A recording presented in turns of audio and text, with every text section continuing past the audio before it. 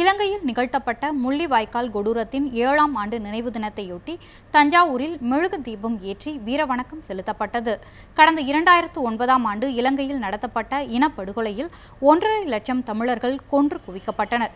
குறிப்பாக மே 17, 18 மற்றும் 19ஆம் தேதிகளில் பல்லாயிரக்கணக்கான தமிழர்கள் கொல்லப்பட்டனர். இதன் 7ஆம் ஆண்டு நினைவு தினத்தையொட்டி தஞ்சாவூர் பழைய பேருந்து நிலையம் முன்பு வீரவணக்கம் செலுத்தும் நிகழ்ச்சி நடந்தது. இதில் AITUC, அரசு போக்குவரத்து கழக தொழிற்சங்கத்தினர் மற்றும் பல்வேறு தமிழ் அமைப்பினர் பங்கேற்று மெழுகு தீபம் ஏற்றி வீரவணக்கம் செலுத்தினர். எவ்வளவோ கத்தி பார்த்தர, எவ்வளவோ கூச்சலிட்டு பார்த்தர, எவ்வளவோ போராடி பார்த்தர, இந்திய அரசு காதில் விழவில்லை. இந்திய அரசு துணையோடு ராஜபக்சே தமிழ் இன மக்களை அழித்து கொன்றான்.